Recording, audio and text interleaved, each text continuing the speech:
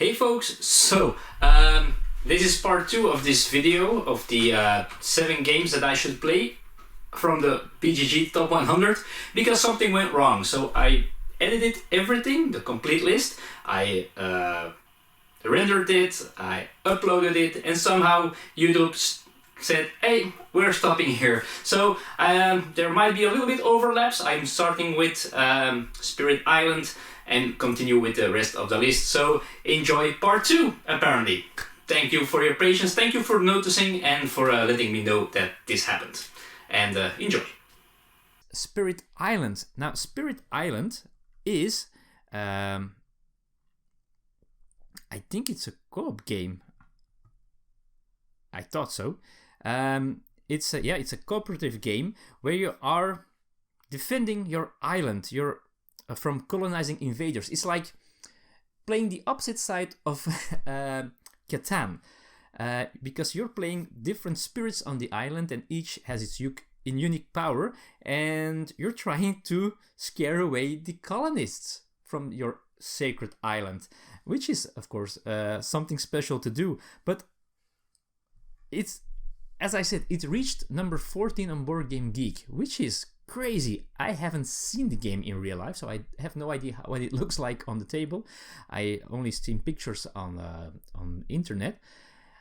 But a cooperative game that reaches place number 14 with that complexity rating, man, I have to try that, right? I really have to try that game, and well, I hope I get a chance one of these days, months, years. We'll see.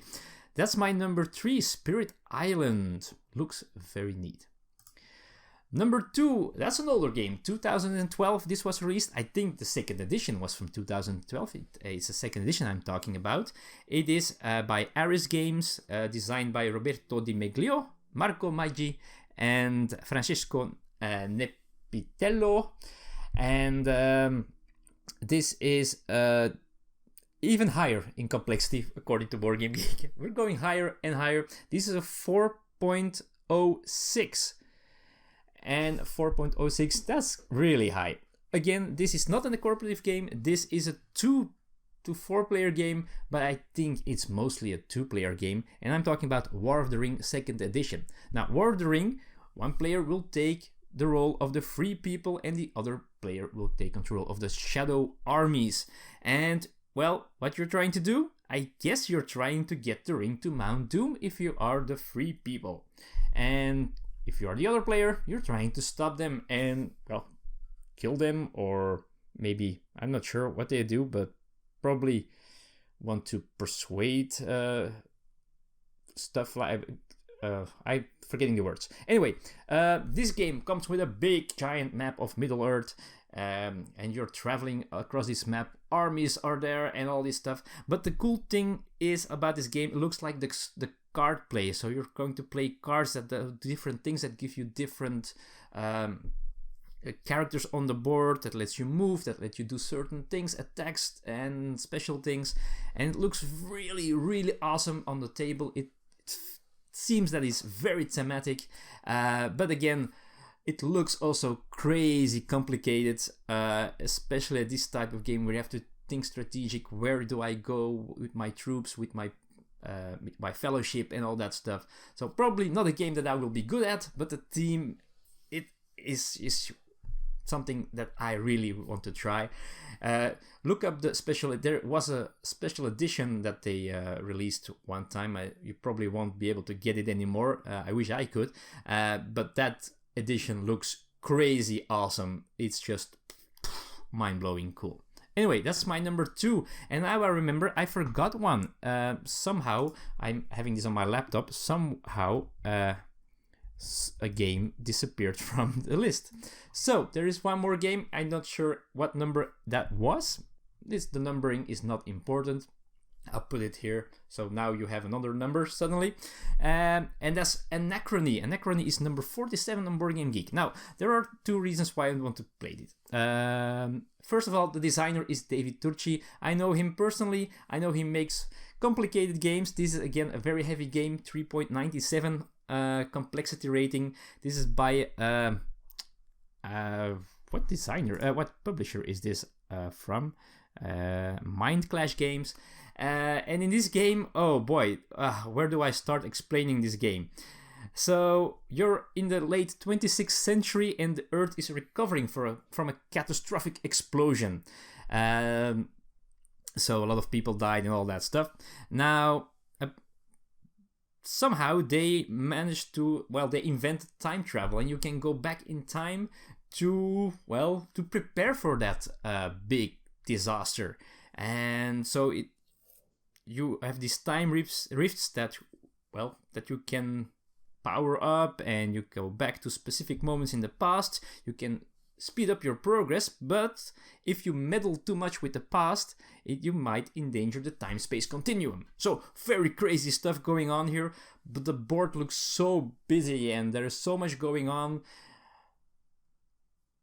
But people are loving this game and it looks awesome. I'm not sure if I can ever play this game with myself. I probably won't be able to grasp the game, but I'm not sure if the people I mostly play games with will ever understand or want to grasp these rules and this game. But the game looks pretty neat, and I should play this at least once, right? I really should. And then we have the number 1. That's number 7 on Board Game Geek. And this is also a game, and I think it's the highest now, complexity rating, 4.2.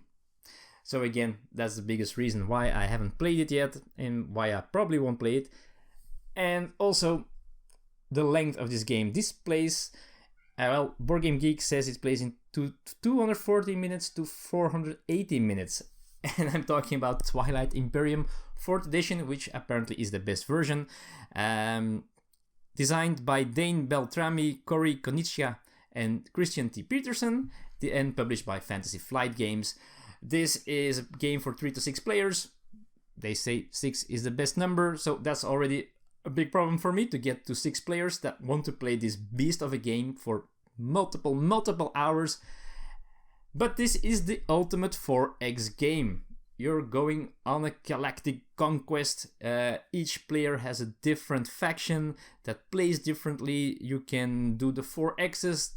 I'm going to mess this up. Explore, expand, exterminate, and exrefer.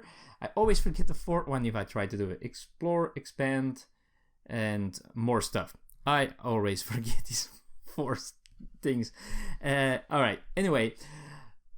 This game looks awesome. It's a big, humongous box of small spaceships and bigger spaceships and all that stuff.